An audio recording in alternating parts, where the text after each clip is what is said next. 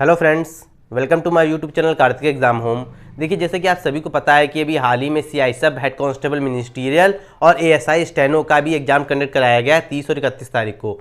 30 और 31 अक्टूबर को जब एग्जाम कंडक्ट कराया गया तो लगातार लोग तो ये तो बता रहे हैं कि हेड कांस्टेबल मिनिस्ट्रियल की कट ऑफ कितनी रहेगी, लेकिन कोई ASI स्टेनो की कट ऑफ सही से नहीं बता पा रहा है। तो मैं उसी के लिए वीडियो लेके आया हूँ। मैं सिर्फ आज आपको CI ASI स्टेनो के लिए कट ऑफ बताऊंगा कि ASI स्टेनो की कट ऑफ कितनी जा सकती है। हेड कांस्टेबल मिनिस्ट्रियल की मैंने पहले वीडियो बना दिया है कितनी जा सकती है, लेकिन ASI वालों की कितनी जाएगी, क्या उनका नॉर्मलाइजेशन होगा कि नहीं होगा, किन लोगों का नॉर्मलाइजेशन होगा, जिन कैंडिडेट ने HCM का मतलब हेड कांस्टेबल मिनिस्ट्रियल का और ASI स्टेनो का दोनों को फॉर्म अप्लाई किया था, दोनों क्या कहते हैं जो दोनों चूज किए थे दोनों पोस्टों के लिए, तो उनका नॉर्मलाइजेशन होगा कि नहीं होगा, सारी चीज़ जानेंगे।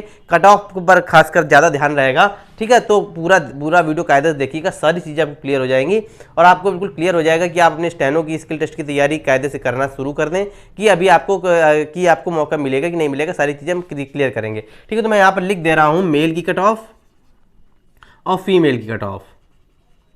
ये HCM वाले ना समझे, ये सिर्फ ASI स्टेनो वालों के लिए मैं बता रहा हूँ, ठीक है ना, सिर्फ ASI स्टेनो वालों के लिए। अब देखिए क्या कहते हैं पेपर, पहले तो ये जान लेते हैं पेपर का लेवल कैसा था। देखिए पेपर का लेवल जो ASI स्टेनो वाले के लिए जिसका एक दिन का शिफ्ट का एग्जाम था, जो सिर्फ ASI स्टेनो वालों का था, ठीक है ना, ASI स्टेनो वालों को जो एक शिफ्ट में जो एग्जाम हुआ था उसका जो लेवल था वो ईजी टू मॉडरेट लेवल था। ईजी टू मॉडरेट लेवल मैं आपको बता दे रहा हूँ, बाकी भी चीज़ें बताऊँगा, बस सुनते चलिएगा। Easy to moderate. अब देखिए ये तो क्या कहते हैं सिर्फ ASI स्टेनो वालों के लिए पेपर हो गया, लेकिन जिन कैंडिडेट ने क्या किया था, जिन कैंडिडेट ने HCM को भी चूज़ किया था, उनका जो क्या कहते हैं उनका जो पेपर था वो 3 शिफ्टों में कराया गया। कहने का मतलब ये है कि जो कैंडिडेट ने जब फॉर्म भरते समय HCM को मतलब हेड कांस्टेबल मिनिस्ट्रियल को और ASI स्टेनो दोनों पोस्ट के लिए अप्लाई कर दिया था, तो उनका जो एग्ज़ाम है वो इनके वाले शिफ्ट में नहीं कराया गया। जिनके शिफ्ट में ASI स्टेनो का एग्जाम हुआ उनका वो HCM वाली शिफ्ट में हुआ है, ठीक है। तो पहले मैं आपको कट ऑफ बता दे रहा हूँ, फिर बता रहा हूँ नॉर्मलाइजेशन किसका होगा।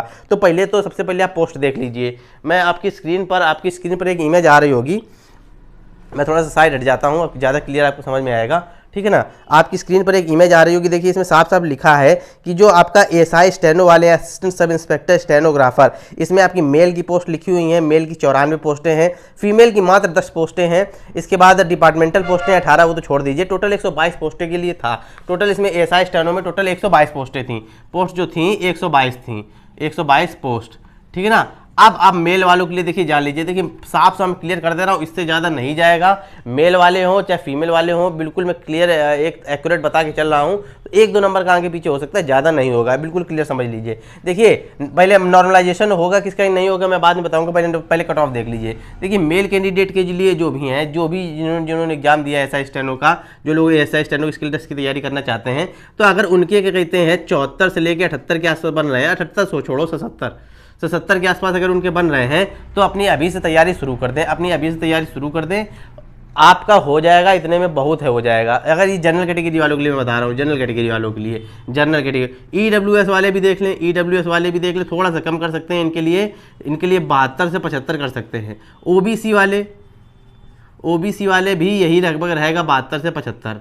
SC वाले थोड़ा सा कम रहेगा, SC वाले थोड़ा 69 से लेकर 73 तक, और ST वाले जो हैं वो करीब 68 से लेकर 71 या 72 तक रहेगा। यही रहने वाला है, बिल्कुल क्लियर। फीमेल का भी समझ लीजिए, फीमेल के जनरल का देख लीजिए, फीमेल के जनरल कट ऑफ का तो देखिए फीमेल की पोस्टें थोड़ा कम है ASI स्टेनो की, इसलिए थोड़ा सा वैकेंसीज भी थोड़े जो फॉर्म पड़े थे वो भी कम पड़े थे फीमेल के आधार पर, लेकिन कट ऑफ में ज़्यादा अंतर नहीं आने वाला है, ये भी आप मान के चलिए। तो कट ऑफ आप देख लीजिए, यही लगभग रहेगा 72 से 75 के बीच में। जनरल कैटेगरी EWS और OBC ये भी लगभग सेम रहने वाली है, यही 72 से 75 में मान के चल रहा हूँ, इनका भी 72 से 75, इसमें ज़्यादा अंतर नहीं आएगा। फीमेल में देखने को नहीं मिलेगा, मात्र 10 पोस्टें हैं।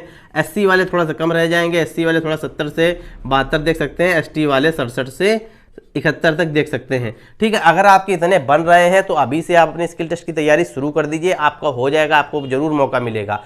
अब बात कर लेते हैं नॉर्मलाइजेशन वालों की। देखिए नॉर्मलाइजेशन उन्हीं का होगा जिन लोगों ने ASI स्टेनो और HCM दोनों का फॉर्म अप्लाई किया था, उन लोगों का जो एग्जाम है वो 3 शिफ्टों में कराया गया है, ठीक है ना।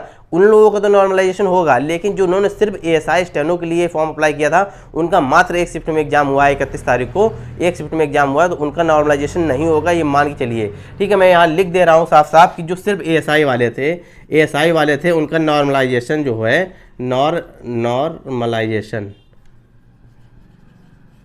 नॉर्मलाइजेशन नहीं होगा, ठीक है। राइटिंग में मत जाइएगा, जो मैं बताने की कोशिश कर रहा हूँ वो सुनिएगा, राइटिंग मेरी इतनी अच्छी नहीं है। जो HCM वाले और ASI वाले हैं, दोनों वाले हैं, उनका नॉर्मलाइजेशन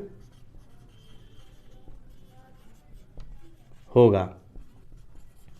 अब एक चीज़ समझ लीजिए, आप क्या कहते हैं, मैं आपको ये लग रहा होगा कि मैंने थोड़ी सी कम कट ऑफ बताई है। देखिए स्टेनो कट ऑफ इससे ज़्यादा नहीं जाएगी, उनको स्किल टेस्ट के लिए कैंडिडेट लेने हैं, और स्किल टेस्ट भी इतना आसान नहीं होता है सब ASI स्टेनो वाला, ठीक है ना।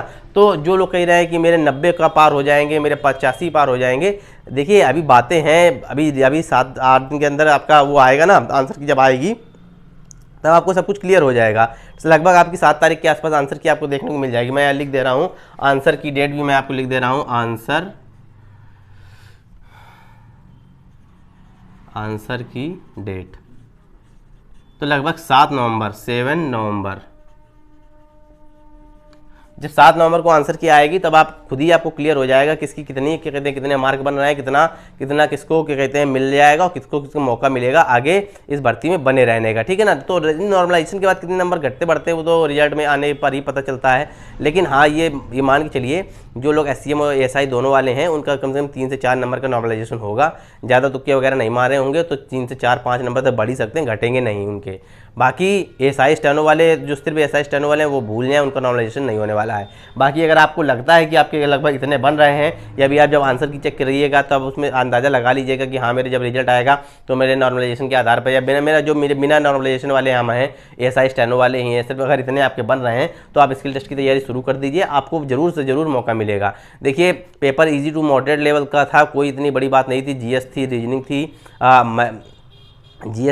थी, मैथ थी और हिंदी इंग्लिश में आपको एक ऑप्शन चूज़ ही करना था, ठीक है। ज़्यादातर खासकर यूपी कैंडिडेट जितने हैं उन्होंने तो हिंदी चूज़ किया है, बाकी अन्य राज्यों के जो होंगे उन्होंने हो सकता है इंग्लिश चूज़ किया हो, लेकिन हिंदी वाले जो हैं उनको कम नॉर्मलाइजेशन की मतलब संभावना रहती है, ये भी मैं आपको क्लियर बता दूँ। इंग्लिश वाले रहते हैं उनको इंग्लिश वाले सब्जेक्ट में ज़्यादा नॉर्मलाइजेशन की संभावना रहती है। तो सारी चीज़ें मैंने आपको क्लियर कर दी है। अगर आपके इतने लगभग बन रहे हैं तो आप अपना स्किल टेस्ट की तैयारी अभी शुरू कर दीजिए। तो ये था आपका CI ASI स्टेनो का आपका पूरा अपडेट, जितना कितनी आपकी कट ऑफ जा सकती है, क्या क्या आपको करना चाहिए। और देखिए बहुत जल्दी आपको रिजल्ट देखने को मिलेगा और रिजल्ट के 1-1.5 महीने के अंदर ही आपका स्किल टेस्ट हो जाएगा। तो अगर इतने आपके बनते हैं तो आप तैयारी अपनी शुरू कर दीजिएगा स्किल टेस्ट को लेकर। फिलहाल आपको वीडियो समझ में आ गया होगा, अगर कोई कन्फ्यूजन हो तो कमेंट में पूछ लीजिएगा, मैं कमेंट में उसका आंसर दे दूंगा। मुझे लगेगा कि आपका सवाल इतना जेन्युइन है तो उसके लिए मुझे अलग से वीडियो बनाना चाहिए, तो मैं उसके लिए अलग से वीडियो बना दूंगा। फिलहाल आज की वीडियो में इतना ही। वीडियो अच्छी लगी हो तो वीडियो को लाइक कीजिएगा, चैनल को सब्सक्राइब नहीं किया प्लीज़ सब्सक्राइब जरूर कर लीजिएगा। और एक चीज़ मैं आपको बता दूँ कि अगर आप UP PCS RO की तैयारी कर रहे हैं, आप UP पुलिस कांस्टेबल जो 2023 में वैकेंसी आने वाली उसकी तैयारी कर रहे हैं, तो क्या कहते हैं चैनल पर बने रहिए, सारी की सारी तैयारी इस चैनल पर कराई जाएगी। फिलहाल अब नई अपडेट के लिए, आने वाली अपडेट के लिए चैनल को फॉलो क्या कहते हैं चैनल को सब्सक्राइब कर लीजिए और फॉलो करते रहिए, सारी चीज़ें आपको समय समय पर पता चलती रहेंगी।